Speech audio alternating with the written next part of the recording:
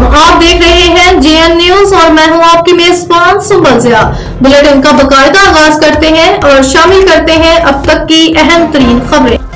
अब रुख करते हैं लकी मरवत की तरफ। शरीफुल्लाह खान की रिपोर्ट के मुताबिक खैबर पख्तूनख्वा हुकूमत के अहकामात की रोशनी में और टीएमओ करामतुल्लाह खान की हिदायत पर तहसील फाइनेंस ऑफिसर सलमान शाह और सेंट्रल इंस्पेक्टर ख्याल मोहम्मद की निगरानी में तहसील म्यूनसिपल एडमिनिस्ट्रेशन सब डिवीजन बैठनी के ज़ेर-ए-एहतमाम इलाका को सरसब्ज़ और शादाब बनाने के सिलसिला में मानसून शजरकारी मुहिम का आगाज कर दिया।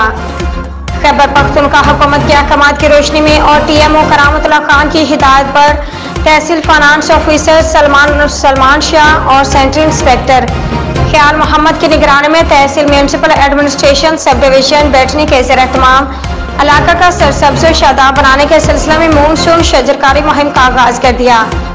आज एक तकरीब मुनक्किद हुई जिसमें तहसील चेयरमैन सब डिवीजन बैठनी मौलाना अनवर बादशाह, पाक फौज के जवान और रेस्क्यू 112 के एहलकारों समेत उमायदीन इलाका ने कसीर तादाद में शिरकत की। तहसील चेयरमैन सब डिवीजन बैठनी मौलाना अनवर बादशाह ने कहा है कि दरख्तों की बेदरीग कटाई से माहौलियाती मसाइल में इजाफा हुआ है। इन मसाइल पर काबू पाने के लिए जंगलात में इजाफा नागज़ीर है। हर शहरी को चाहिए कि वह ज्यादा से ज्यादा दरख्त लगाएं ताकि मौसमाती तब्दीली और आलमी हिद्दत जैसे संगीन मसाइल पर काबू पाया जा सके।